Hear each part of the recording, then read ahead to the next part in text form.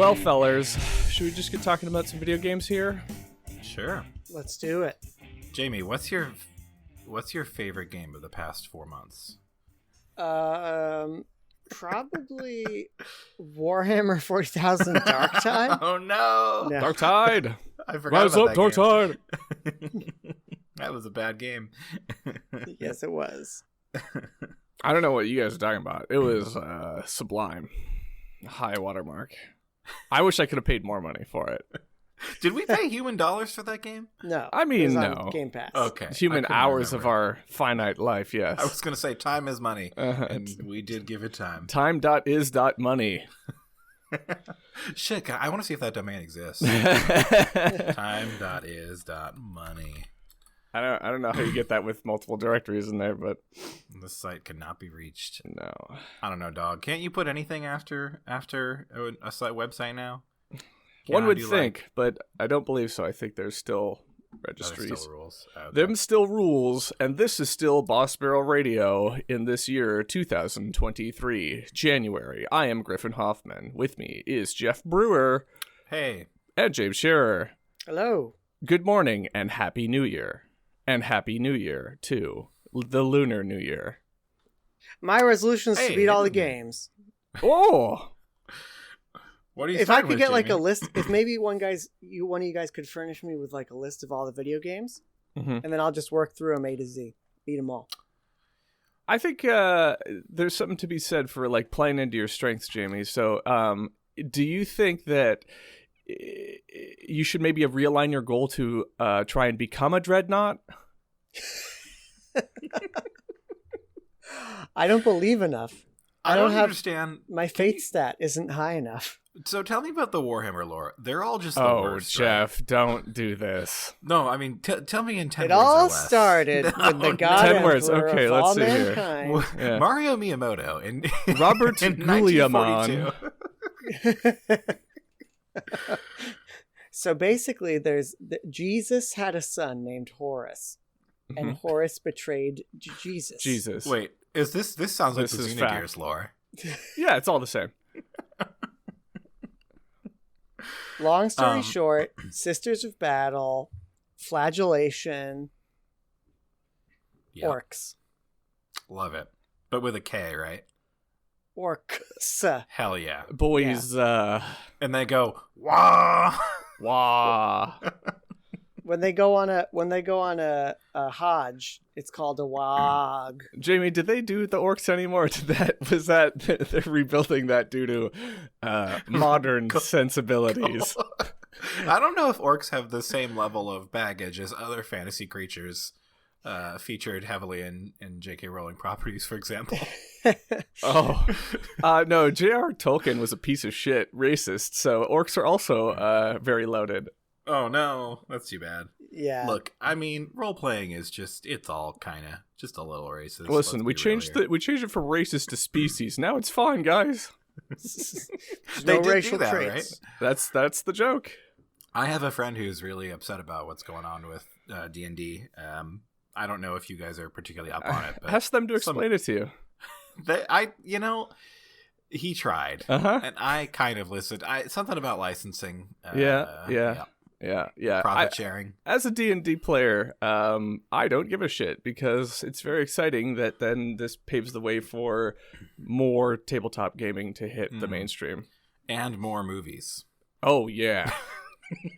Oh, yeah. What you've been waiting for this whole time. What if I wish D&D had more novelizations? I think that's already covered pretty... I mean, you want to talk about 40K or D&D, which has more novels, man. How do you have more D&D? I don't understand. Like, how does one have a D&D novel? It's simply a framework. So is Not according to most people who play it. No, I mean, like Magic the Gathering, it's all a shared universe, is it not? Is like Icewind Dale and Neverwinter and all that shit is Dungeons and Dragons. So, like, there's a shared world? Yeah. Okay. When is- people learn that I play Dungeons and Dragons, I don't know anything about the lore of Dungeons and Dragons, but when people learn that I have played and have interest in playing Dungeons and Dragons, people start talking to me about the lore of Dungeons and Dragons as if I care or know. You're hanging out with the wrong people. And I'm like, I am with you, Geoff. To me, it is just a framework. It is literally a set of rules. But for most people who play, I think it is like a storyline.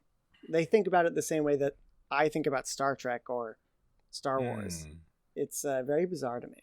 I'm not in the paint enough to say whether that's true, but I think of it like in the same way that you would like Warcraft, right? Where there's like the history, like there's history. It's like, oh man, Jane Pridemore did this, that, and the other 5 million years ago, and that's why the Orc City, that's why the Baron sucks to be in. You know, there's like a very rich history to it that the world inhabits, but it's not like in the games that I've played, the interactions with these like historical figures are not important. Gotcha. Speaking One day of we'll which, do more role playing, but go ahead, Griff. Oh no, that's good. Less role playing now, more video games talk. I was gonna say before we get into it, we should check in on our video game betting nonsense. That we're doing. Fantasy Critic. Everybody loves sports. Jamie off to an early start with really? With Fire Emblem. Yeah. Well, you're the only person with points right now. Points on the board.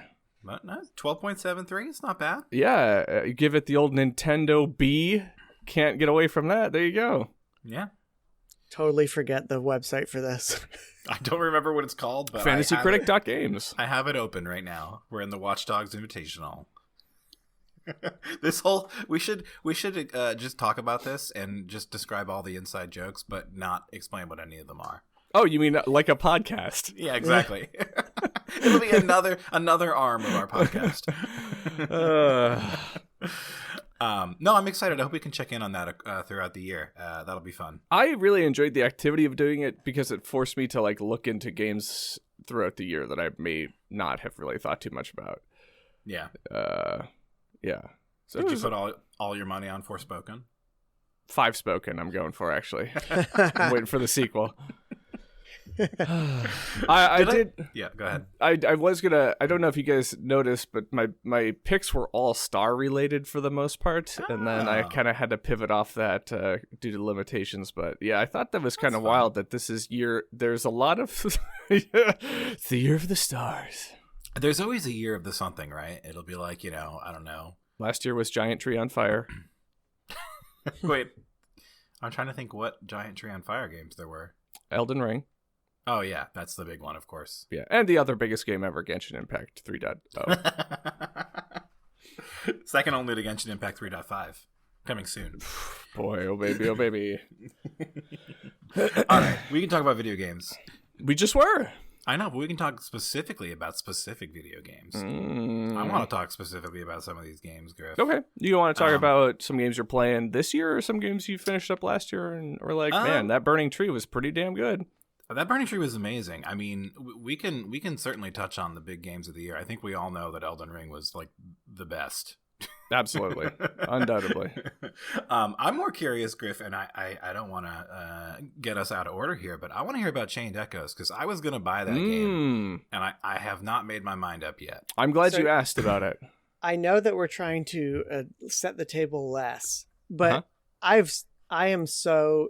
You gotta give me something. So, agree. Yeah, I think it merits it in this case, and it's part of kind of the story that I have about engaging with this. So I saw it pop up on Games Pass. So if you guys have a Games Pass, you can play it through that means PC or Xbox, and it does have cross save, which is very nice.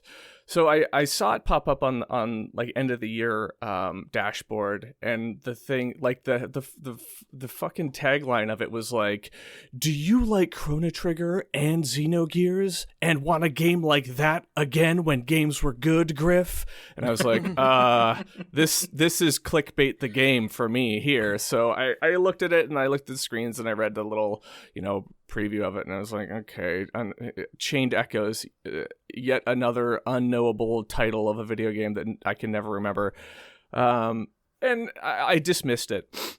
And then a friend of mine, Colin, texted me and was like, "Yo, did you check this thing out? It looks freaking amazing." And then I was like, okay, let me repeat to you my feelings on it. And then I was like, but I will look at it once more. And I did. And then I watched the little like trailer and did a little more research on it and was like, oh, okay. So I dug in, and the theme of it, is very much what it's, thrown up in that tagline or in that flavor text of like, hey, it's like that 16-bit RPG that you love from a long time ago, but again here, and a little bit more modern and respectful of your time. Well, in the systems at least. So 16-bit RPG, JRPG, very much those touch points of Chrono Trigger battle system. It's got mechs, it's got airships, it's got chunky pixel boys and gals. Yeah, so I think the influences are Suikoden 2, Secret of Mana, Legend of Dragoon, Xenogears, all that good stuff.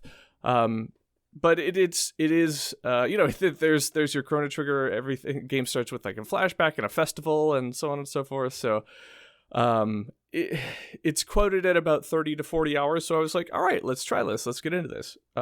Tried playing it. It's fine. It's totally fine little RPG. It's a one-man game. Matthias Lind is the developer and like lead on it. I think he said in an interview that the only thing he didn't do was some of like the music and some of static art. But otherwise it's a one-man show, and that is also notable. Would you say it one-man shows? That it's a one-man show? Silence. I liked it.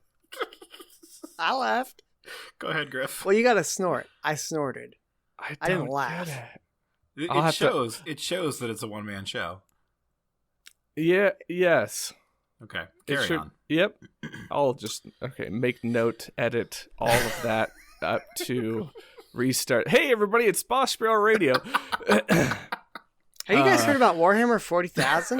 No, not again. Okay, who is the better robot man in a suit? Master Chief or a Dreadnought? Both get jacked off. Both are in love with a fake god.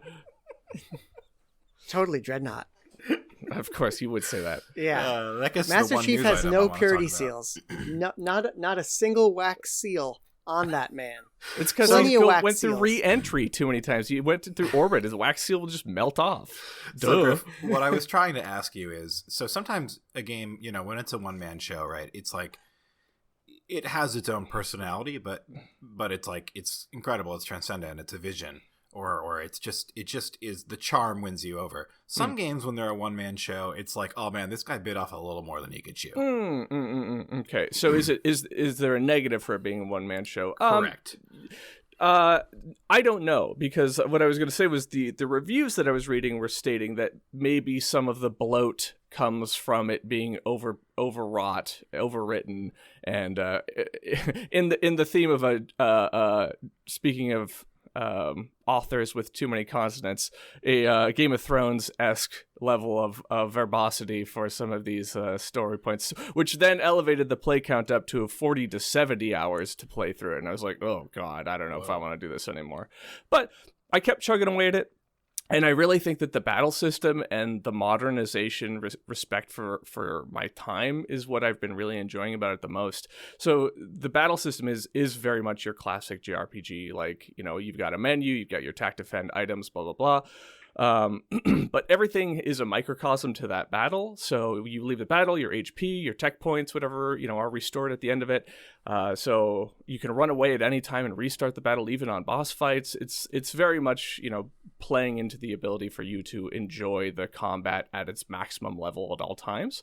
And, you've got like your technique attacks, which would use your mana, versus your standard attacks, which would just use your, turn. But where the game really shines is in this push-pull mechanic that is in it, and what actually makes it enjoyable, to the point where I am still playing it and enjoying it, just in very small bites. So the battle mechanic is, right, your JRPG, you're fighting, you're waiting for your turn, you get the turn order, but you're also managing the secondary feature, which is kind of like a heat gauge. So every attack or a special ability you do is going to drive this gauge up, and you want to get the gauge drived up to a certain extent, because then it halves your damage, or it has your MP use or tech use, and then it gives you additional buffs when you're in that sweet spot. But then if you continue to use the abilities, then you'll overheat and exceed the threshold of that sweet spot in that tech gauge. And then you have to use different abilities to cool it down. And different abilities have different, categories or themes or flavors. And then depending on the, flavor of the moment, you'll either get a boost or it'll reduce your heat gauge. So it makes combat, much more engaging than your standard kind of just hammer through my attacks, or, I've got my one go-to X slash that I do every battle and I just move on. So it forces some engagement, and it really is this high point of the product. In terms of a story, it's fine. It's nothing really hooked me in. Characters, they seem interesting. Writing, well enough. I mean, nothing is like screaming amazing must play, but I think at the very least, if you guys have the Game Pass, it's worthwhile checking it out and putting in a couple 2-3 hours to get to the full point where they unlock all the combat system and you can really see like what it's showing off, because it is really cool. And I would love to see, I would always love to see other games steal that kind of mechanic from it. But overall, when I say this is something that is worth a 70 hours to see it through, I don't know if I'm going to be able to commit to that myself.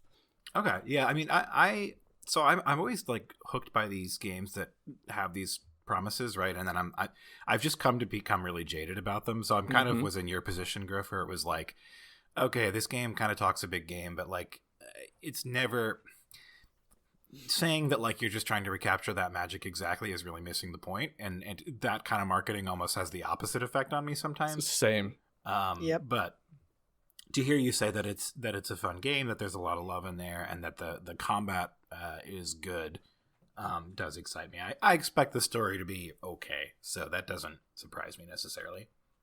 Yeah, that's about it. It's worth a check out, and while the year is kind of slight, I'm probably gonna pick it up here and there, but there's no way I'm gonna finish it with it being quoted 70 hours. So yeah. Hey, you know what game has a really terrible story? Oh, which one? Fire Emblem? How dare you? I haven't even played it yet, but how dare you? It's so bad. Listen, you call on the heroes of old to come and you chill and you kiss them, and also I don't think you can kiss them, but I do want to talk about this game. So can you serve them tea or touch their head? Nope, but it's still horny in weird ways. Don't worry. Ooh. Oh, yes. So I was actually talking to someone, and I was like, I think the hallmark of the Fire Emblem series now is it's gonna make one really horny, really deep-pocketed guy really happy. No feet, all horny. Well, no, because this game, like, very rich. But what? Like, I can't understand why they would put these things in otherwise. So. This game has a mechanic where are there microtransactions? No, I just was being silly. You can't spend extra money on the game. I mean, you can buy the DLC, but you can't spend. There are no microtransactions. But this game has a mechanic where you can take naps, and then you'll get a little cinematic where one of your characters comes in and wakes you up. And it's like they're like talking while you still can't see them. My pockets are filling. It's like a binaural beats experience, too, because it'll be like, wear headphones for the best experience. Oh. What? And the character comes in and they're like, oh, the divine dragon, you look so nice when you're asleep. I feel so bad waking you up. Oh, but we have to get back to work, don't we? They still got that 9-year-old girl. I mean, that 1 million-year-old girl in a 9-year-old's body. You're talking about Tiki? No, Tiki is the one who actually looks like an adult these days. Okay. Noe is the one. Noe is Tiki's daughter, who's like 1,000 but looks like a kid. Tiki is DLC. Yeah. So they wake you up, and then the camera like pans up their body very slowly to show them smiling at you with like little like blurry effects on the side of the screen, and I'm like, what is this shit? Like, who gets horny for this? I just need to know. Wasn't the previous entry neutered for Western audience? I don't remember. So Fates, the 3DS game. They had they had like a petting game that I think they just took out of Fates. Yeah. For the Western audience, but you could touch people in Three Houses. I thought there was something like yeah. Was it? There wasn't one after Three Houses, was there? There was, right? There was Warriors, which was not that was a Muso style Fire Emblem game. But anyway, so that's one horny thing. Another weirdly horny thing. Give me 10. Can you give me 10? I don't know if I can give you 10, but I can give you a few. Another weirdly horny thing is, in this game you have rings, right? And the rings let you summon past heroes. For your fingers? Or for something else? your chess utensils. you have a Marth cock ring. That's the DLC I was looking for. No, so you have rings, and you can. The conceit of the game is that you wear them, and then that's how you do your pairing up with past heroes. It originally an anniversary title, apparently, but anyway, so these rings are physical objects in the world, and you can go to the room where they live and polish them. Mm. And when you polish them, the hero inside the ring is like, "Oh, thank you." "Oh, you did a great job cleaning that. Oh, you're really good at ring maintenance." Mm-hmm. What? And when you clean them, it increases your bond with the hero. And I'm like, this is horny. This is definitely horny. Very strange. And you can clean. You can use. So you have to literally rotate a 3D model of the ring and buff it, but you can also buff really hard. Mm-hmm. Uh-huh. And they react differently to both, of course. Is it using the touch pad or? No, it's using the control stick and buttons, which is even weirder. It's just bizarre, man. I don't know. Fire Emblem, almost like it's a game built for the 3DS that just keeps on kicking. I mean, maybe. So the story's really bad. Just horrible. I hate all the beats of the story. I find it insulting. However, it's way better as a tactical game than Three Houses ever was. Interesting. Okay. So much better. What Three difficulty Houses, are you playing on? I'm playing on maddening because I read online. That even hard is pretty easy in this game. Can you change it? Anytime, yes. Good. Are you playing on classic? I am playing on classic, yeah. Are you save scumming? Oh, the game has a built-in save scum mechanic, actually. You can rewind turns. And I have But are you? Yes. I feel no qualms about that. Here's the thing. Why do you play on classic then? Why do I play on classic? Yeah. Because I want the condition of me completing the battle to be that nobody dies. So this is actually a good question, Griff. So thank you. I was thinking about this. I was like, if I use this rewind mechanic, what's the point? Why am I playing on this high difficulty and all this stuff? But really, I view these games as puzzle games, right? Where it's you have to figure out the right way to move the pieces to survive. Mm-hmm. And strategy. Yeah, and I don't want to have to reinvest 40 minutes if I screw up one time and then get punished for it. I'd rather just rewind and try again. And you have a limited number of rewinds, but it's interesting, extremely generous. You have 10 per battle or something. Is that number changed based on the difficulty or anything like that, or is it fixed? I probably wouldn't know if you haven't played around with it. I think it's infinite on the lowest difficulty, and then 10 on the other two, I think. But it's a very generous rewind mechanic. You can go to any point previously in the battle, as far as I could tell. And do you find maddening to be the type of challenge that you wanted? Yeah, I would say so for sure. What level of difficulty would you say corresponds to chess with no vibrating butt plug? Yeah. I don't know. Hard, normal. Without the vibrating butt plug, it's hard to get hard. So I'm not really sure. No, but the gameplay is much more like classic Fire Emblem. And just so much more satisfying. Three Houses was fun, and I kind of enjoyed the dating sim elements and the teaching elements, but I didn't think they were that great, and I felt the game was overlong and leaned really heavily on the school elements, which the Persona Potter World, Wizard just got a little bit tired after a while, and I also felt the battles were really limp, like not difficult even on hard difficulty. They were really, really easy. No like terrain, like it was just like you were just popped at a bunch of squares and given a few guys to kill. Like it was never engaging. This game is the opposite of that. Like these battles are actually cool. It really reminds me of playing like an old like 3DS Fire Emblem game, for better or worse. I mean, the graphics look way better than Three Houses ever did, but I just think it's much more fun as a strategy game than Three Houses ever was. So I can accept the anime nonsense. And I'm skipping through conversations liberally. Did you play Three Houses on an elevated difficulty to instigate that bigger challenge, or no? Yeah, I played it on hard. So typically I'll play a Fire Emblem game on hard because usually the highest difficulty is like truly insane. This game I only chose maddening because I just read online that even hard wasn't that hard. But they released a higher difficulty for Three Houses later as a DLC update. I just was done with the game by that point, and hard on Three Houses was, I'm just gonna say, piss easy. Like it was, I was never threatened at any point throughout the entire game. Sounds like someone who's never had a kidney stone. Sorry, I've never had one either. My dad has. So basically, if I play this on normie difficulty, it'll be fine for me, is what I take it as. Yeah, you might try it on hard to start, because I think it's okay, or play it on normie. I don't know. I just think the thing that's fun about strategy games is being challenged. I started it on.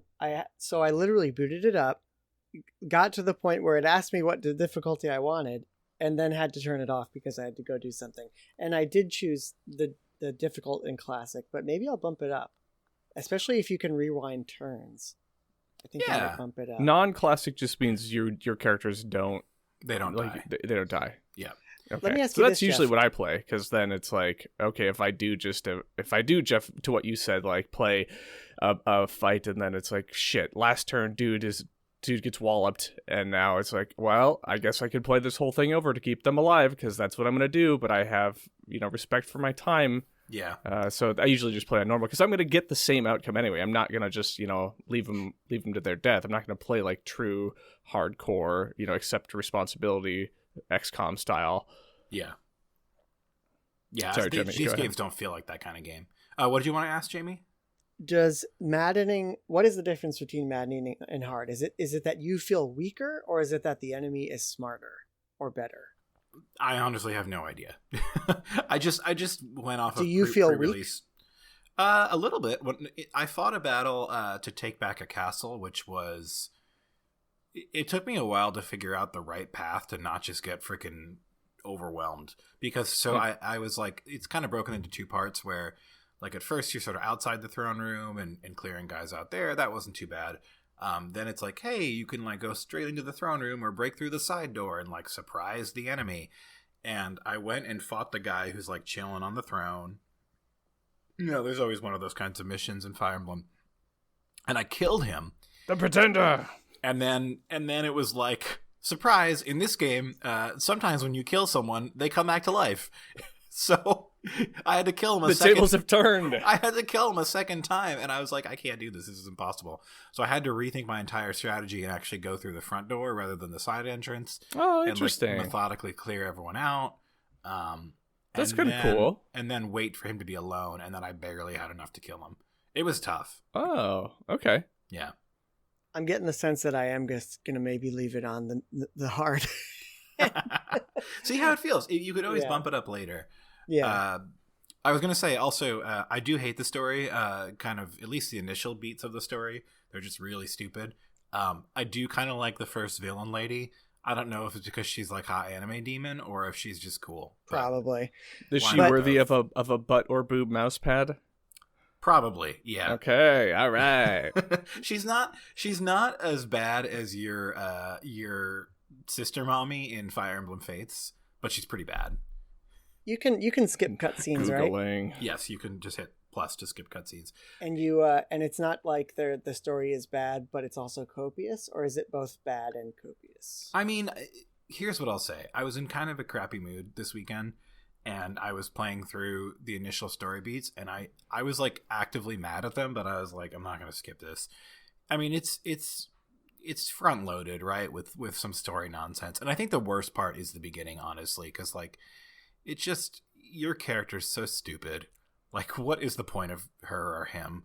I don't know, and they're clearly trying to set some stuff up. Like I think they're trying to set up a whole thing where like because she's got blue and red hair, those are like the classic colors of the heroes and the villains.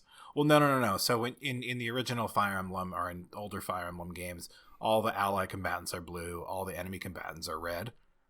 Oh. So I think the point is like she could be friend or foe or something. That's what the story seems to be setting up. But it's a stupid story. And I think, again, it gets a little more palatable once you leave sort of the initial like Dragonland and start going to different countries. But yeah, the first hour or so is pretty rough. I'm still looking forward to it. I haven't been excited about a game in a while, and for some reason I'm excited about this one. And even the stupid like anime intro song, and even the horrible like first cinematic where all of the heroes of old are assisting you get to some sort of boss. Yeah. And it was incredibly cheesy and forced. Even through those things, I was like, yeah, I'm down. Video games are back, baby. No, I mean, I don't need this to be a good story. I just need it to be a fun Fire Emblem game, which so far it's delivering on that front for me. I think the whole Emblem transformation shit is pretty interesting. Also, I started it when I was really tired. And like one of the first things that the game shows you is like, we updated it, but it's only for DLC. But if you get the DLC, this is what you get. I was like, oh, man, awesome. And then I bought the DLC because I was tired as hell. And then it's like, oh, like 1/4 of this is out. The other has no release date. And also, you get the first time you get any of this is like 5 chapters in. I will say one other thing. There is a cute blue dog guy, and I put sunglasses on him, and a little 10 out of 10. Yeah, 10 he follows me around. On my you guys really make me. You make going back to Chained Echoes sound a lot more appealing. I felt like I bought the DLC, I read through the release schedule and what you actually get, and the first word that came to my mind was owned. Yo, but please, Nintendo. You get the 3 houses ring from the off, man. No, they say in the thing, they're like, you got to go to the plateau of the demon school to make sure that before you get so I haven't gotten anything. You'll get it very early. The Tiki ring you have to get later. If you want to get that fan service, you got to grind for it, baby. Okay. I'm still looking forward to it. I'm glad that you're enjoying it, and I'm glad that the difficulty seems like it's where it needs to be. I am pumped to play it. Yeah, give it a shot. Like I said, get to the point where you're doing battles, because it's definitely better at battles than 3 Houses ever was. So intriguing. All right, that's Fire Emblem, guys. Yeah, I was looking through like the history, and I was like, "Holy shit! 3 Houses was a while ago." Yeah, feels so recent for some reason. I don't know. I was gonna say it's a good thing that Advance Wars Reboot Camp came out to help people wait for this game. Oh. Will that game ever be released? I don't know, man. It's a wild one. Yeah. Wild. So, Geoff, looked like you had been doing some cleanup over the have. last couple months. Well, I kind of dug anything of note to remember everything that I had played, because it's been a minute since we last podcasted, and I've played quite a few little indie titles that, honestly, all of which are very good. I'll touch on them briefly. Griff, I think you talked about Tunic on this podcast once before. Sure have. Okay, yeah, Tunic is really good. Jamie, you really have to play that game. I played it a little. I definitely want to go back. I love the vibe. I love it's got an art style. It's got an art style. I played it a little bit a few earlier this year, really early this year, and I was like, oh, I don't know about this. It feels too grindy. I was just flat out wrong. That game's really, really cool. I played a little bit of Fez recently. Quite a bit of Fez. I've just never played Fez through because I was like, oh, I actually really love Tunic. I wonder if I'll really love Fez. And I like Fez a lot, but Tunic is really good. Tunic has some of the cool stuff that Fez has. Wait, is Phil Fish involved in Tunic? No, I'm going to explain why they're related. Tunic has some of the cool stuff that Fez has in that it like has information that's available to you from the get-go that you don't know about. And also has weird kind of meta elements, but Tunic does it so freaking well. The excitement of discovering secret ways to interact with the world in Tunic is just... There's nothing quite like it. And I think the world of Tunic is just really exciting in its way as well. Cool. It does that ambient Dark Souls thing really, really well. And yeah, it's Great. Just, it's a Zelda and then also throw in some Fez, and it's just really, really good. I had so much fun with it. Great music. I had been contemplating that game in terms of hierarchy of games of mine this year, and I always keep coming back to, like, if I didn't know Zelda, would this have the same impact for me?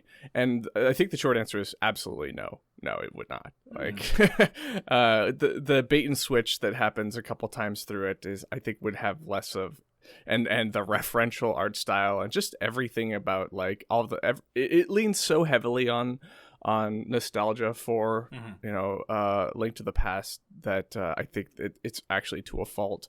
But I too as well really enjoyed Tunic, and yes, I have talked about it as well. I ranked it 7 out of 10 this year. And Geoff, I laughed so hard because I was trying to like write down my thoughts on Tunic, and I eventually just caved and gave up and wrote, "It's Fez." But it's Fez, but it's Fez with an instruction manual and a game. Yeah. I get it. Yeah, I know there's a lot more to it. Yeah, I mean, well, you should, because that's the game. I like Fez too. I've been playing that. I don't think it needs to be talked about on this podcast because it's like a 12-year-old game at this point. But that's great game. But Tunic I think is special, and I think I understand what you're saying, Griff, about it heavily referencing Zelda. Mm-hmm. But I don't know. I think, first of all, I think there's nothing wrong with being referential, right? I don't think that's necessarily a knock, but second of all, I think that I disagree. I think that there would be things lost to a player if they didn't have touchstones. Are you thinking of puzzles that you need to know Zelda to solve? I think imagery, not knowing Zelda, I think imagery, I think themes, I think the visuals of the manual, I think that the design choices. No, I agree with you, Griff, but I mean, I think that referencing one of the most well-known properties in gaming is not necessarily... To me, it's not detrimental, right? If it were like, you would only understand this if you knew this really niche thing, then maybe it could be a knock, I guess. But for me, I guess, here's the thing. I know Zelda, so it worked for me. Yeah, no, absolutely. That's the bottom line. And I think if you haven't played Link to the Past, then it still works. But I understand what you're saying about the art style and the manual being really... it's just a good game. You got to play that game, Jamie. It does some really cool stuff. I would love to. Jamie, it also has a very merciful turn off difficulty, which is a godsend.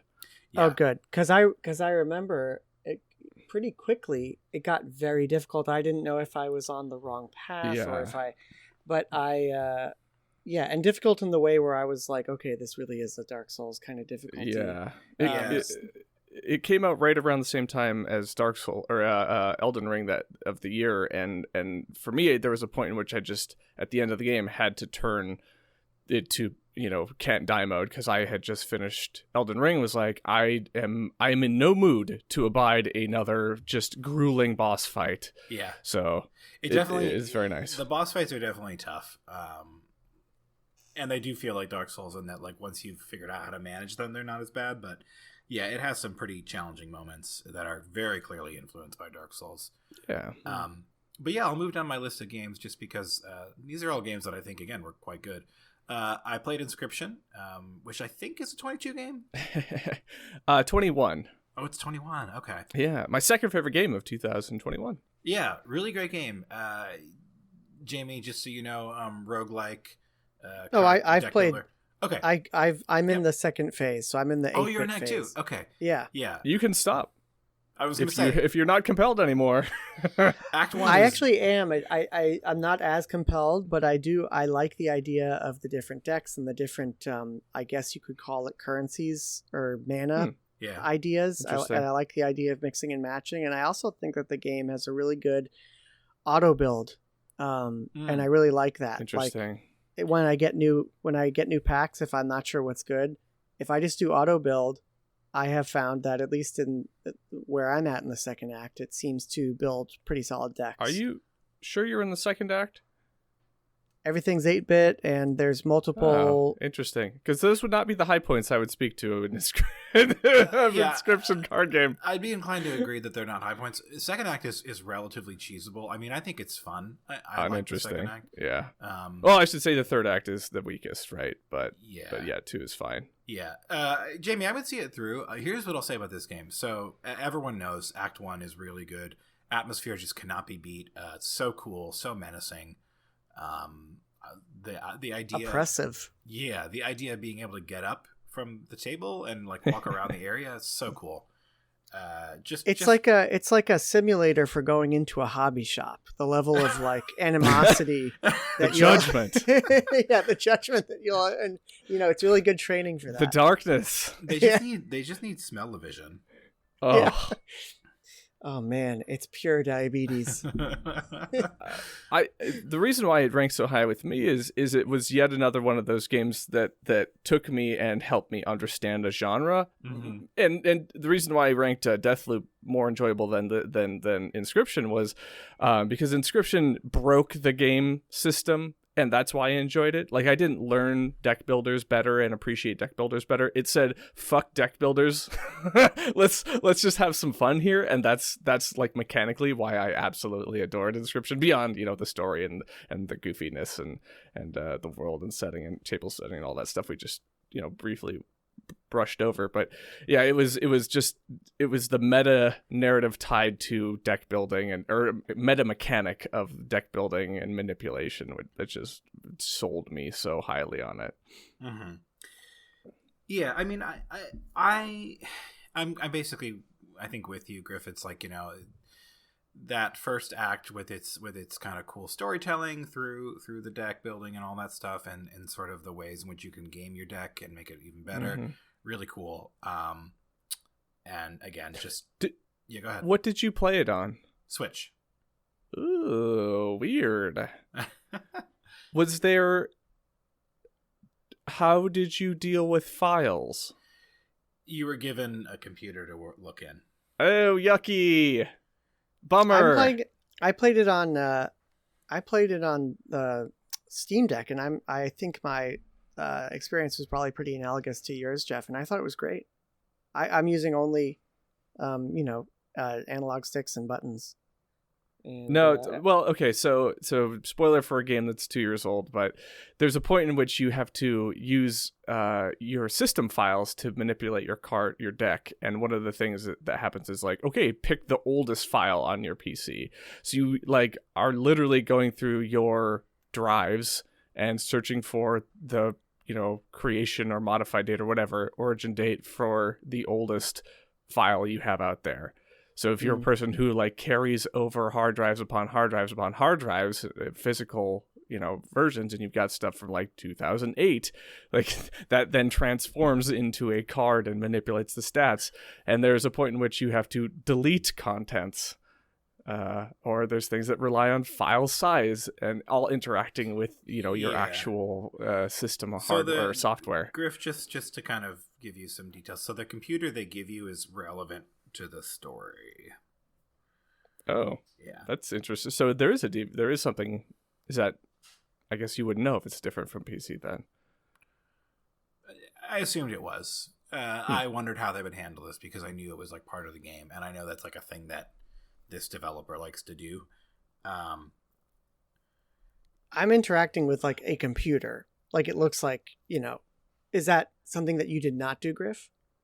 I mean, there's a fake UI in that, and you're there's some mild command prompt stuff to get the game moving, but like there's points where the arbiter of the game will be like, I need you to choose this type of file type of thing. Just to not even obfuscate it, it'll be like, to do damage in this battle, you need to choose a file. And the older the file, the better. Or the larger the file, the better. Right. And gotcha. so I'm not there yet, so I'm not sure how it handles that. But... I was given a facsimile of a hard drive file explorer to go through. Gotcha. Yep, yeah, I follow that. I just think that's kind of a bummer because there was like something really cool about interacting with my own computer on that and my own, hoarded data. Yeah. Just and the all your hypothetical nudes to the background of a battle. All my Pokemon leaks.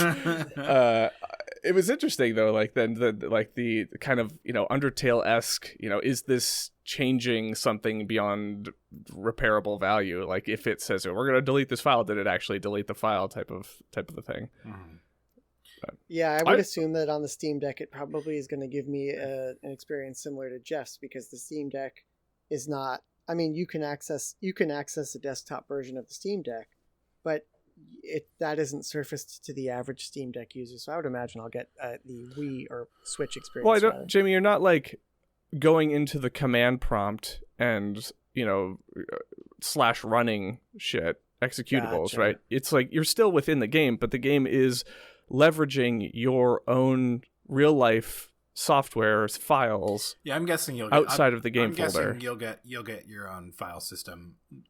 I'm guessing it'll be your Steam Deck's file system, Jamie, because gotcha. I don't think the game would be distinct on Steam. One version for the deck, one version for everything else. I don't think it would. I don't even know why. It would be constrained. Gotcha. Okay. But anyway, enough about that game. It's good. The first part's the best part. Yep. The Casey's mod. I don't know if that was out when you played, Griff, where you no. just played the first part. Nope. I played that for a while. It was pretty fun. I'm done with it, but I had a good time with it. I love that little squirrel bastard. It was a lot of fun. Yeah, he's a good squirrel bastard. He's very creepy. I like him a lot. Anyway, yeah. Tell me about Shovel Knight Dig, because that's one that I it's not on my radar, but they just keep on. Yacht Club Games just keeps cranking them out. Yeah, it's good. It's so Downwell and Shovel Knight. Put them together in a blender, and this is what you get. Oh, interesting. Yeah. So, but you actually get to stop and move around and do Shovel Knight stuff. So it's not just like you're falling forever. Like one button. No, more than one. Button. But similar vibes. A lot of emphasis on high speed digging. So like you can dig in 3 directions through dirt. While you're falling, like sometimes you'll fall on piles of dirt and you'll have to move around. And same deal with kind of getting items mid run, some perma advancement, because this is modern day roguelike, right? So you can unlock stuff for future runs. But it's get through 4 areas and then fight a last boss. I have not gotten through all 4 areas yet. It's a hard game, very hard, but it's cool. It's really fun. It feels like a very natural extension of Shovel Knight's kind of kit to be doing this kind of gameplay. And is it vertical or horizontal? I guess I'm having trouble. It's mostly vertical, but there are horizontal sections. Okay. You kind of I guess it's like stitched together pieces. So like they've like pre-built a bunch of different types of environments, and then they'll kind of put together a level from them. So it's like that Super Meat Boy Forever approach to. Okay, infinite generation. Yeah, but like from a set of tiles, pre-built tiles. Yeah. Okay. Yeah. Interesting. But like, so you'll get a vibe for, it's like, oh, I know what to do here for the most part. More or less. I mean, sometimes little like collectibles will be kind of, they'll have a number of places they can be in that level, or enemy spawns will be different. But yeah, you'll get a vibe over time. But yeah, it's really fun. I mean, I think it's like $20 or something. And Switch only, or it's on Apple Arcade as well. I have tried to play it on Apple Arcade, and I have not enjoyed it as much. touch controls, or do you? I think it might support controllers. I don't know. Okay. The touch controls, not my favorite. Yeah, I know, never are. Yeah. Okay, so I'll check it out for Switch. That seems interesting. Yeah, I feel weird not playing my Switch after going through Pokemon. So it's a really fun game, and it's got that great Jake Hoffmann music and that Yacht Club love. It's definitely worth your time. Would recommend highly. And it's just loaded with charms. lovingly designed pixel and animations, I'm guessing. Oh yeah, yep. It's got Pixel it all. animation. Yep. Okay. All your favorite characters. But bite-sizable, like it's like something I could just knock out a couple plays in. Oh yeah, a run. I mean, a lot of runs you die quick, of course. So like a run can take anywhere from less than 5 minutes to like probably half an hour or something. Oh, cool. Okay. Yeah. Okay. So I like that. Like Vampire Survivor, just quick, snackable. Yeah. I forgot to mention I've been playing Vampire Survivor 1.0. That game's really fun. It's so good on phone. It's really good. Oh, really? You do like it on phone? Oh yeah, it's fantastic. It just feels wrong for me. I played it and you have to get used to it. But once you do, it's fabulous. Great phone game, and it's so generous. I wish I could pay the developer $5 to stop any and all ads, but they are rare. You don't have to watch them if you don't want to. Interesting. I am enjoying my PC version of it because I don't know. It feels right to have the WASD in play, but I get it. It's not like intense enough that you'd ever need that. And if you're doing it right, you definitely shouldn't, right? Yeah. Did you go deep, Griff? How far are you in? I fucking got to 29 minutes 29 seconds on my best run. Oh and no! That's about as. So there's still a lot, many layers for me to explore still beyond the surface. You have not defeated the last boss yet. I have not. I haven't played the game, so all my opinion here is invalid. But I really enjoyed it quite a bit, and it's. I think one of the problems that I would say with it is it has that like when you do well, it is a big time commitment. But the nice thing about that is the time just flies by. When I was writing about it, I equated it to like jetpack joyride and ridiculous fishing era of like, really fun, fast, snackable, time destroying, bite-sized games. Absolutely. Griff, I have a section on my main menu called Secrets. Uh-huh. And I can cast spells. Oh, that sounds cool as shit. I don't have that. I don't know, at least. I know you don't. Oh, do I have to have a Netflix subscription to do that? No, you don't. Okay. All right. I don't know. After that last run, I was like, oh, I don't know if I could do this again. But it was super fun. And then having talked to you about it towards the end of last year, and giving me that kind of oomph to keep chipping away at it, I don't know. It's a low barrier to get a lot out of it. Absolutely. And it does, 1.0 is so much more than the version that I originally played in terms of what's going on. Like, it unfurls itself. So, yeah. Fun times. Yeah. I started it when it was still early access and then played it at the end of the year, and I don't know if these things were present, but like you get certain items that then illuminate the world and give you more objective style play. Yeah. Which I think that's post. Most of that is release, new. Right? Yeah. Yeah. So that was if that's what you're talking about, I agree 100%. That was very good. Yeah. Jamie, play Vampire Survivors. It's very low barrier. You can get it on your iPhone right now for free. Yeah. It's like the Space Marines of video games. Yeah. He said it. All right, Geoff. Tell me about Retro Bowl, and then let's fuck up some Pokemon. Okay, so you guys know that I'm suddenly football. Yeah.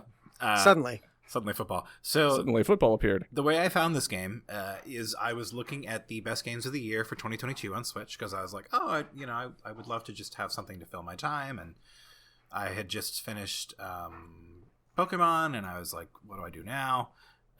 And I saw Retro Bowl listed, and I was like, what is this game? It looks like an old like Tecmo Bowl or something. And I looked into it, and it looked kind of fun and cute, so I was like, oh, that's kind of cool. And then I was like, wait a minute, I wonder if this is on iOS. And it was.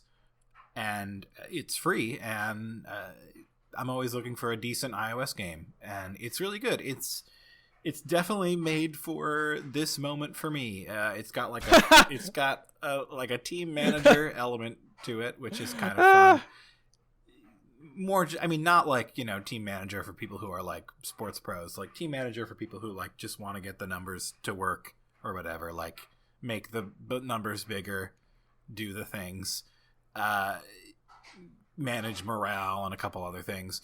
And then it's also got like a cute little, very brief football game playing element where you can play offense in like 5-minute games and make like small little choices about passes and dodge little dudes, and it's fun. It's just like an old NES style sports game back before they took themselves too seriously. Geoff, I have retro-bull-bull.io/retrobull up in my browser right now. That pizza. And let me just tell you, here are the user comments. I don't know if this is the same game you played, but maybe you'll agree with these two comments left by AR and CB. AR writes, "Very go God, my friend, thank you." And CB then writes, "I am playing it every day. Very good." So those were both Geoff, oddly enough. It's very addicting. So it shares a page here with other games you might like, such as Bowling Challenge, Donut Snack, Spider-Man Hook, Retro Bowl Scratch, Football Killer, Noob vs 1000 Zombies, Pack Chef, G-Switch 3. No. This game is good. This game is. I mean, it might be on itch. I wouldn't be surprised, honestly, but it's a very fun game, and again, I've paid $0. At some point I probably won't. I've considered dropping 99 cents on it to get like the quote unquote unlimited version. It's wholly unnecessary. To get Tiki. Yeah, right. It's again, it doesn't bother you with ads like basically at all. Other than the occasional like banner for its own products in between games that you just X out of. Such as Noob versus 1000 Zombies? No. Like other retro sports inspired games. Retro Goal? Yes. Cookie Clicker? No. I have played a lot of Cookie Clicker in my day, but no. We all have. Yes. No, it's really fun, and you can also simulate games, which is what I've started to do, just to see if I can like figure out how to manage. Because you have a couple of variables. You got like your salary cap, so you could only hire so many people, and then you've got your morale and your player development and all this crap. It's just fun. It's cute. It's fun. I'm in the mood for like games that don't take themselves too seriously, and this is one of those. It's just simple, unassuming, and cute, and vaguely football-y. It's a good time. Okay. I'll check it out. I mean, it seems low impact. I mean, I'm not going to say I'm going to play it or enjoy it, but yeah. We'll give it just to kind of get a better understanding. Because what I was looking at, there's no way on earth that that's actually what you're playing. I must have found the wrong thing. It looks very much like an NES game. It's very cute. Oh, sure. Yeah. But that's all.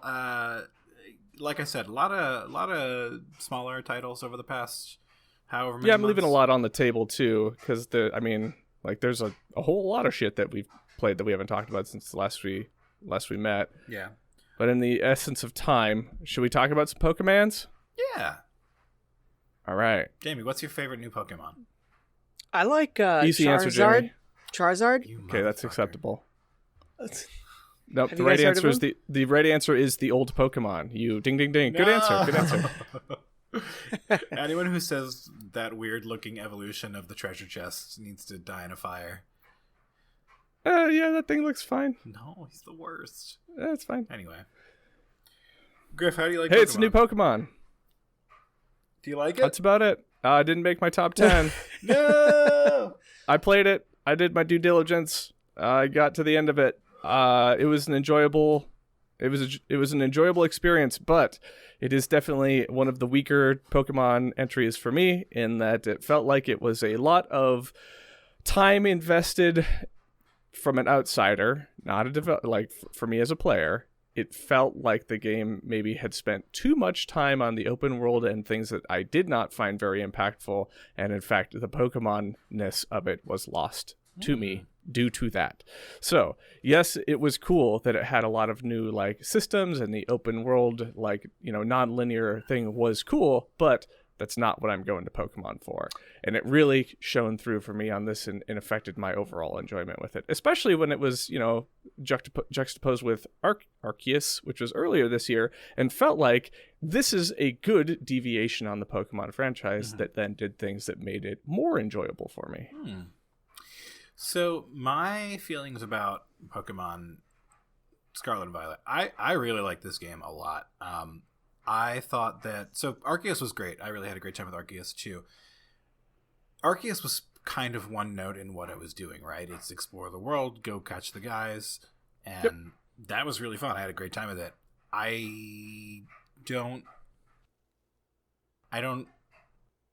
Again, I liked what it was bringing to the table, but I feel like I was ready for... It didn't have the breadth of a classic Pokemon, for sure. Yeah, I was just ready for, more battles and more engagement with the world in other ways.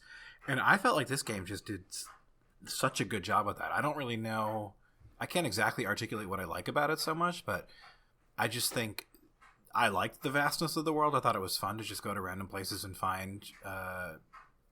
like random kind of rarer Pokemon hanging out there. I do think that it could have maybe... So one area where I would agree with you, Griff, is that like sometimes even the rarest Pokemon feel relatively attainable, which makes it a little bit... Yeah, your shiny jackpot, I'm sure, was maybe a little bit... no, that I actually loved. Too fast. No, that was great. Catching the shinies was delightful. That's actually... So, yeah, go ahead. You brought up a point that I was making to the guy who was doing my tattoo the other day, Sean. We were talking about Pokemon, and I said to him, I think for me, one of the reasons why the open world didn't stick with me very well is because what was so enjoyable about it was just what you mentioned there, the ability to just cruise around and nonchalantly explore this world, and the world is nothing, very exciting. Pokemon towns have been a big problem in the Pokemon game design for the longest time. So then, going to these different terrains, also unappealing. Graphically it's subpar, whatever, blah, blah, blah. So the appeal is collecting the Pokemon, of course. And then, just tooling around, finding these cool little guys. The problem was the Pokemon weren't that cool for me.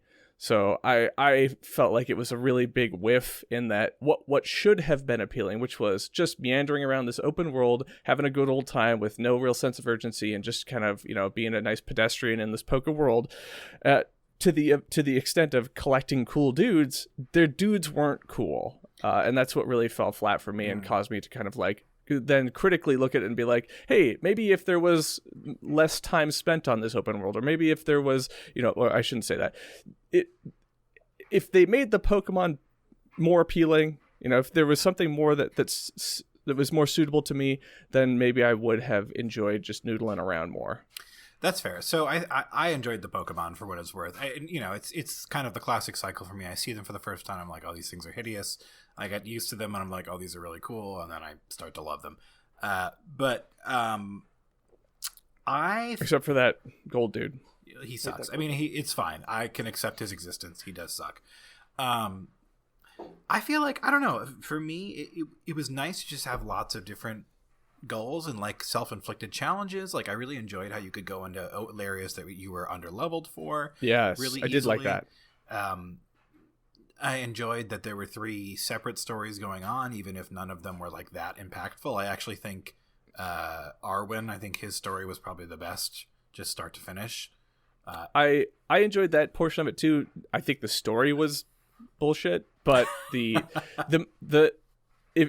quest nature of it and the like almost Monster Hunter, like I'm gonna track down this monster, it's gonna escape, I'm gonna solve its puzzle in quotation marks and then engage in a fight, which I enjoyed so much, of the extent of it being the goal is not to capture this, like just fucking destroy this thing. So I like that quite a bit too, and I think that there's maybe something there to be expanded upon in the future for the franchise. But that's also like Ultra Beasts in the past kind of had that, right? But but Ultra also Beasts not on the forefront. Yeah, Ultra Beasts were like put in as bosses, at most of them are post game. Yeah, yep. It just, again, I think something about the way that this was executed. I think I just liked the freedom. I liked being able to tackle, because I never disliked Pokemon, right? Like I always like it. Okay, Sword and Shield. Same. My biggest complaints were the game was way too easy. Just going through it at a normal pace, you get unbelievably overleveled. Like it's almost impossible to make the battles challenging in that game. And yeah, you can't really choose how you experience it. And I think people have been complaining about this for ages in Pokemon, right? Like, how come I have to fight the gym leaders in this exact order every time? I just really like being able to be like, hey, I want to go check out Larry, or like I'm just wandering the world and I happen upon a town and I feel a little underleveled for it, but I'm going to give it a shot. Yeah, I enjoyed that a lot too, Geoff, in running into. So in part of me not enjoying kind of really tooling around and just fighting stuff, then that also consequently made me not get leveled up. So so when I went and tackled the gyms, I got to a point where I was like, okay, it's mainline time. Let's just go gym. And it then caused me to be, 5 to, in some cases, 10 to, sometimes 5 over the gym battle or the other types of battles that you engage in. Yeah. And that really made a difference for me in enjoying, and made me think critically about how I was going to create a team, which is very different from how Pokemon has been in the past for me, where you can just kind of brute force it based off your starters. And I thought, and then also coming off the back of playing Koromon earlier last year or mid-year, which was a significantly more challenging Pokemon-esque game. It felt better for it to have that there as an option to not feel quite as main or pigeonholed into this route. But I don't think the solution to make Pokemon challenging is take off the guardrails. I think that you could do it in a different way. But I think right? I think it's great of them to present a game which is primarily aimed at children and take the guardrails off. I'm like delighted about that. I think I wrote that it's just too little too late. I mean, that would have been a cool thing maybe 5 iterations ago. I guess so. I mean, and if this is Violet and Scarlet walked so future Pokemon can run type of thing, then hell yeah, brother. But we'll see when they get there. They ran, they fell on their face because it's a glitch fest. But they ran in my eyes. Like, I think this game is it took a lot of chances. And I think that, like it didn't depart from the core Pokemon formula, but like in terms of, how monsters work and how effort values and all that shit work. But like, that's something that a lot of people really want. And like, it is a hugely popular franchise. Like, let's not forget it is like the most popular media franchise on earth. So like, yeah, like, am I frustrated about certain elements of it? Absolutely. But I just think that I really like what they brought to the table. I understand that like it's not as smooth as Arceus was, but I appreciate that they integrated the old elements back into a lot of the stuff I liked about Arceus's new school. Sure. And I think you said it right there. I mean, when I compare the two, I see that Arceus was a more enjoyable Pokemon deviation and evolution. So when I played this, it felt a little watered down. That's fair. For me, I mean, Arceus also feels watered down in a different way, right? Because it's stripping away a lot of the complexities of the Pokemon. The thing that I don't care about is that mastery of the skill or of breeding and training and that type of thing. I mean, I don't care about breeding either, right? Like, I'd prefer the breeding be, streamlined away, right? Which it's they're always threatening to actually do that. I'm more just talking about like the things that to me make the Pokemon who they are, right? Which is like their unique abilities and like their like, I don't know, I guess namely the abilities. just like stuff that give them. It's all about the abilities, actually. I'm just trying to think about what else it is that gives them their flavor in the main games, but I feel like abilities are a big one. I want them to have more to them than just being a picture with numbers, Yep, I agree. I think that'd be great. I still hazard that the future iteration that I want is the Genshinification of it and making team compositions have merit. In that, then it gives a reason for there to be insane people like gym leaders who are like, I only use karate mons. They threaten us with a good time with the gym leaders using a Pokemon different than their type, and then having it Terra into the type of the gym leader, and I'm like, come on, guys, you almost had me there. It was cool. It was cool. the other direction would have been, right, they tear into the other, it's a fighting type that tears into a psychic, right, like it deviates from the gym. So I think sticking with the brand, it made sense. But it also, for a Pokemon amateur strategist like myself, it threw me for a loop on a couple of occasions where I was like, well, I guess this type of attack won't affect this fucker at all ever. Great. So it did provide me with a challenge. Some of them were better executed than others, but it became a little predictable by the end. It's like, oh, you're just going to turn your guy into another one of your guys. Yeah. And I think, had I known more or be more steeped in the strategy side of it, I probably would have been able to adjust more. But I also enjoyed that challenge where it was like, okay, so now standard, my go-to, I use earth on electric, or I use ground on electric. I can't do that anymore because this thing's got fucking levitation or something. So now I have to work around that normally it wouldn't. So I like that. I think challenge wise, I did enjoy this game quite a bit. And the three disparate, or not different, the three stories that were supposed to be disparate, definitely, I think we're not as compartment. I can't imagine a person who's like, and I will only be doing gyms. Yeah. And then it was really three convergent plots that came together for what I thought was a fun payoff. I mean, I understand that it's not like, it's not going to stick with you forever, but I appreciated just how bizarre it was. I think the end was very bizarre in a way that it felt like it almost didn't even need to exist nor jived with the vibe of this game at all. But I love how weirdly discordant it was. I love how you get to the end and then there's like some actual like reasonably well-written dialogue suddenly deployed. Oh, that's an interesting statement. Oh, come on. Maybe Scarlet had different writing. No, when you get into Area Zero, you're like, oh, they're actually like writing characters talking to each other. Sure, unheard of in Pokemon. in like young adult fiction and that's even giving it higher praise than it deserves. Hey, sure, you know what? That's better than it's better than everything that came before. You are right. That's the bar is on the fucking ground, and honestly, they stepped over it. The more I hear about this ending and the type of dialogue that you're prepare to be underwhelmed, Jamie. The more I actually want to play it, but I probably will. No, it's just interactions that sound like actual human beings talking to each other, which is unheard of in a Pokemon game. Instead of like you walking up to someone and then saying spontaneously, like, I believe that the world will be better if Pokemon and humans can live in harmony. Yes. Bye. Absolutely correct. Instead, it's like, your family dynamic is strange, huh? It's like, yep, yours is too, right? Uh-huh. Bye. Listen, there's never been writing of that caliber in a Pokemon game.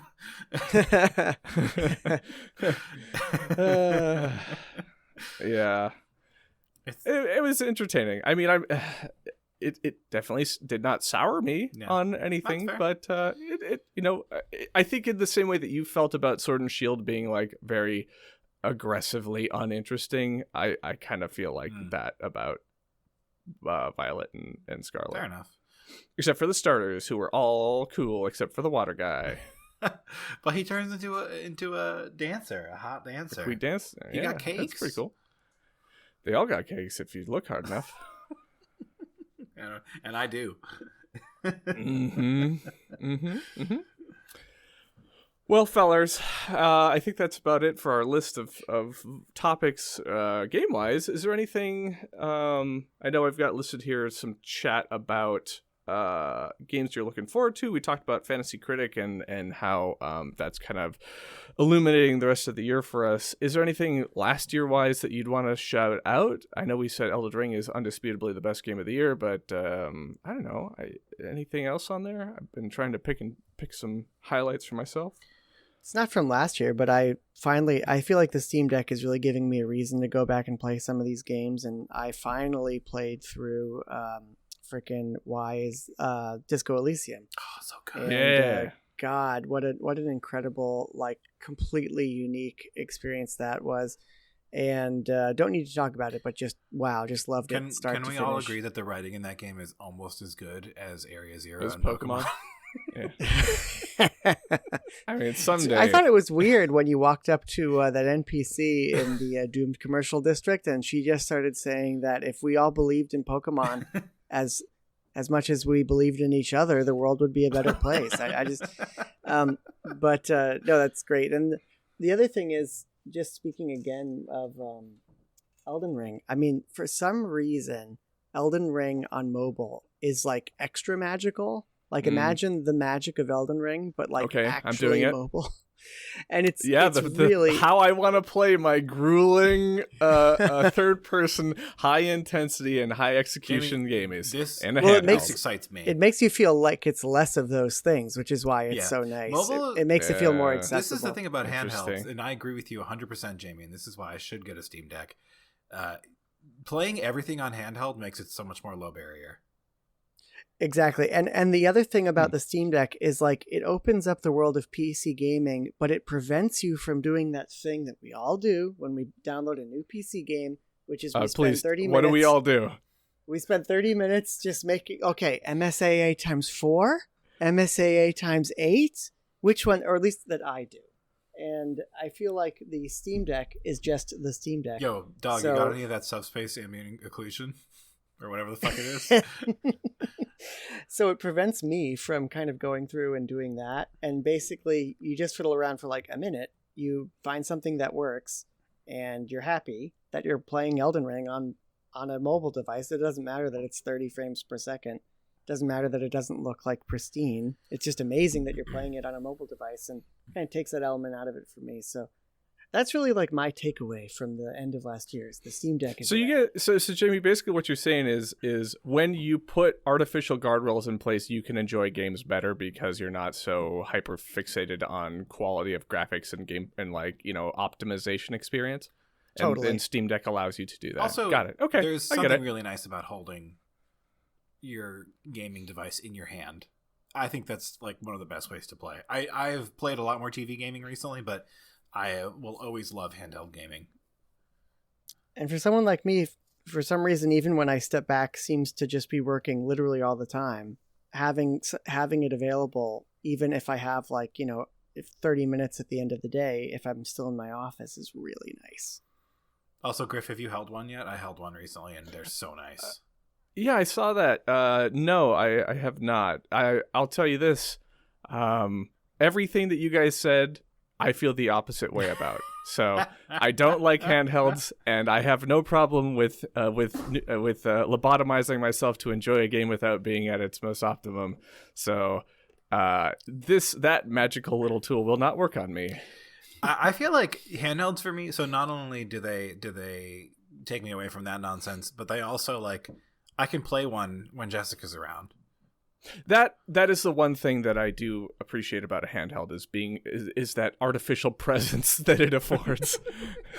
Honestly, that's what I've loved about, painting Warhammer recently is I can put it on, I can do it, Shannon can be watching something, and I feel like I'm still present. And certainly the Steam Deck gives you that too, which is really nice. Yep. Yeah. That I think is the one side of it that is appealing to me. But I mean, the Switch affords me that at this point too, with there just being so much available for it. If I'm running cleanup on some old stuff or, looking to play a game while, still in the same room or, having a TV show on type of thing. But yeah. And it's priced right. You can get a Steam Deck for $400. That to me is insane. A full computer with a screen that's pretty powerful for $400. But can it do Excel? What about my PowerPoints? It literally can. But yeah, that's all I wanted to say. I still really want one. I haven't gotten one yet, Jamie, but I want one. Cool. I mean, is that going to be the culmination and capstone for you, Geoff, on your pursuit, your 2022, your guys' third party handheld pursuit narrative that was happening throughout the year? I've been checking my Analog Pocket pre-order, and I don't know when that thing is coming.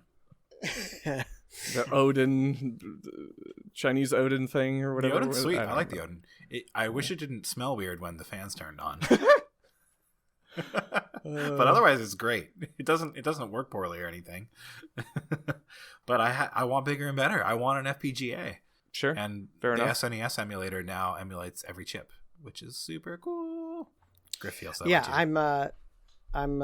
I don't think that this will fill that role for me. I think there will be, maybe one day I'll pick up one of those analog pockets, but I think this serves a different role, which is literally just making your all those indie games that you bought on Steam on the winter sales over the years suddenly feel more accessible to me, which is great. Yeah, being able to pull that thing at work or through transit or whatever, Jamie, I get that too. I mean, that again, that's another on the pro side column for me to maybe engage with it one day. But again, my needs are not equivalent to yours in terms of transit or disconnect from my home to work. So I'm able to jump onto my computer or what have you pretty easily still. Gotcha. But looking forward to hearing more about Steam Deck as the year goes on, because I mean, it's cool. It's a wild thing too that it exists, just with how well it's doing, how critically how unnefarious it is, right? It just does exactly what it says on the box. And more, right? Yeah, absolutely. Yeah, that's the best thing about it. I mean, I feel like when PC and all this stuff is at its best, it offers you the opportunity to tinker if you want, but it doesn't force you to do so. And this is that to a T. Like, if you want to just do nothing, literally boot it up, download your games, and play, it'll work great. If you wanna frickin' put liquid metal on it, like I did, like a freak, you can. If you wanna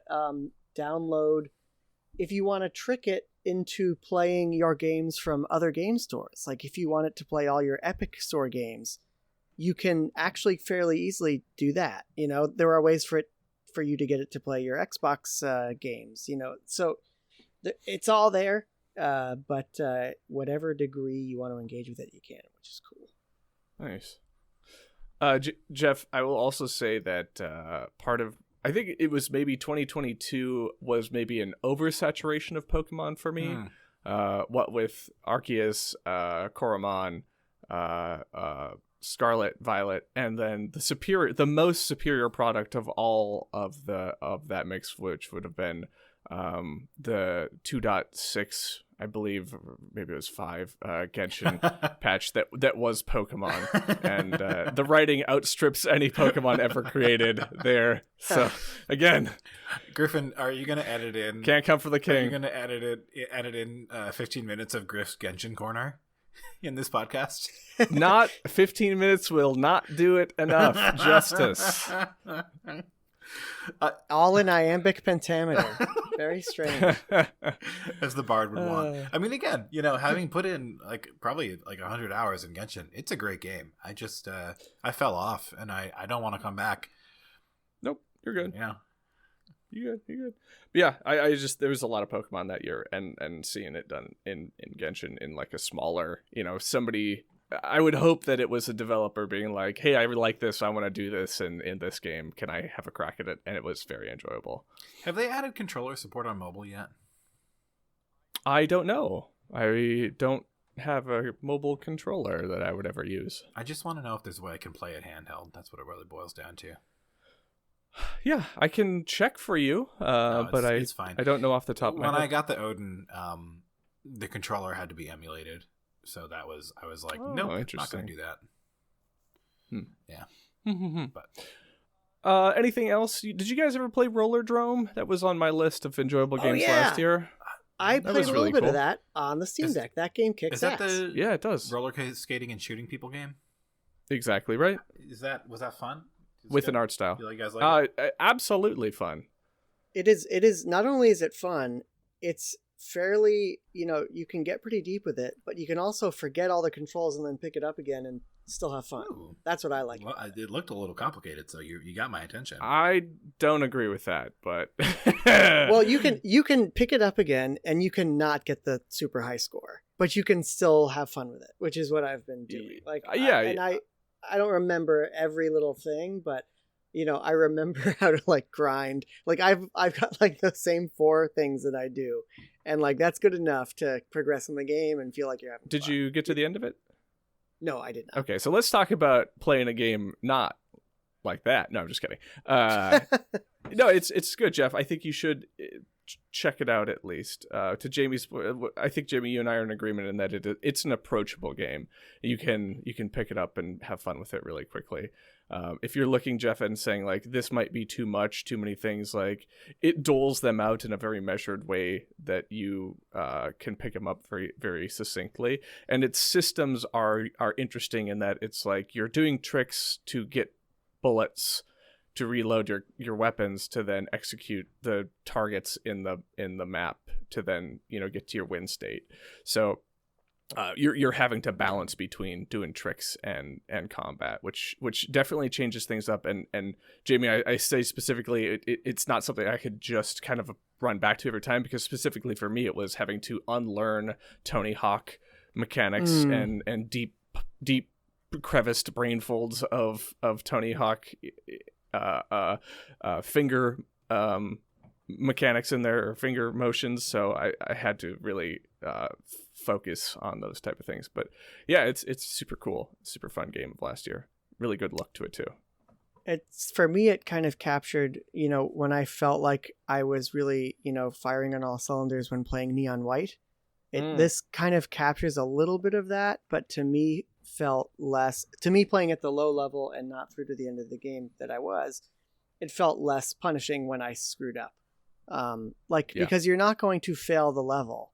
You're just going to you're not going to get as high a score as you might have. So still a great game. Cool. I think there's more that we could probably talk about, but I think this is a good place to call it here in terms of time, and just to not retread ground of last year, unless there's anything notable again. Last call. Microsoft's laying off 10,000 people. Everybody is. Yeah. Kind of sucks to be bought by a big boy and then have all your staff cut. Do we know if it's game development, or is it software, or is it sounds like the suite of home products? It's 365? Yeah, right. It sounds like it'll impact the gaming division pretty heavily. Phil Spencer, it doesn't feel good about the layoffs. FYI, guys. I saw Clippy begging on the side of the road with a needle hanging out of his arm. It was horrible. But have you seen Pregnant Clippy? Because I will send Pregnant it to you. Clippy? Oh my god. I can't believe Clippy is a pregnant mother with heroin. No, jeez. Have a heart, Phil. What about Bob? How's Bob doing? Was he out there with Clippy or no? Microsoft BLB, Flat Earther. Yeah. Uh-huh. Oh man. Also, no new Switch this year, probably, because you heard it here first. Well, I mean, there's two reasons, right? The Euro. I trust Geoff. The Eurogamer shit, which I honestly am over Eurogamer on a lot of levels, but they claim that. But also, they're increasing production, so it's pretty unlikely that there's a successor this year. Increasing production in OG Switch of Switch. Okay. So, it's possible it'll be announced but it's a long life for a console which is relatively underpowered. And yeah, it's wild. Still selling like hotcakes. I mean, it was #1 selling console in the US last year. Interesting. I love it. It's probably one of my favorite consoles of all time, and it's certainly the one that I have the most physical games for. How does the Switch feel being cucked out to the Steam Deck? Oh man, well I love them both. They're both my children. You can't choose a child you love more. I mean, I think you just did a moment ago. Well, what the Switch lacks in the level of tinkering that I get from the Steam Deck, it gives me back in that I own like 5 of them, and it's like, which one do you want to screw with today? Like, do you want the OLED Switch? Do you want the OG? Do you want the tiny one? Do you want the special edition one? Like, so I get my kicks that way. But that's expensive and stupid. So, but I enjoy it. I love that thing. Yeah, I think my Switch is the only thing stopping me buying a Steam Deck, because I'm just like, most of the indie games I want will probably come to Switch eventually, but I don't know. Exactly. Maybe someday I'll change my mind. Yep. I will not believe any Switch news until it comes from Nintendo. straight up. Very, very smart, Griff. Investigative journalism is dead. Speculative journalism is honestly even more dead. I'm very jaded from the whole Switch Pro nonsense. Now they're like, well, there definitely was one, but it was canceled. What Tortillo said. Schreier said. It's our sources. But yeah, I mean, from all accounts, it seems like it maybe let's put it this way, maybe another year without a Switch successor, which is surprising because that is not a very strong console graphically.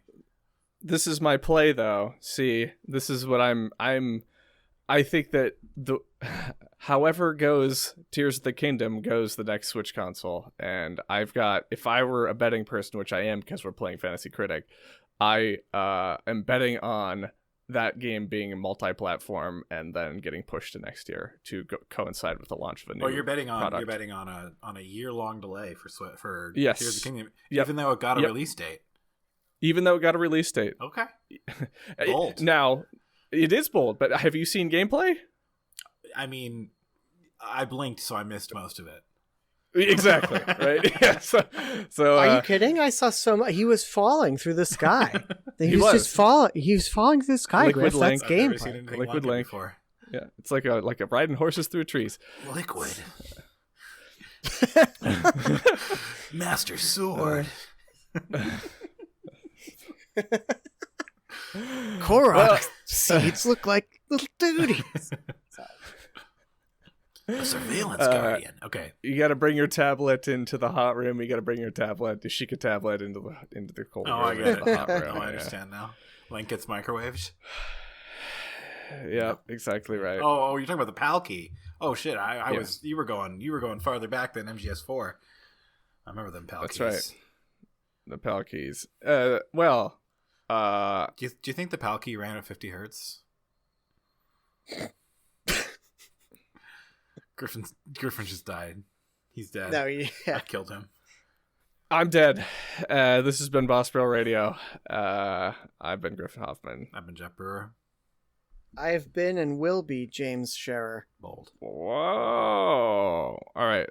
Happy 2023, folks. Looking forward to another big year of positivity, video games, friendship, and sexual deviance. Guys, I'm going to send you videos. You said it. Sexual deviance. I'm going to start sending you videos of that shit from Fire Emblem. You're going to get so horny. Just be aware that you shouldn't watch them in public. I'm raising my desk as we speak. All right. All right, fellers. Bye. Talk to you later. Bye.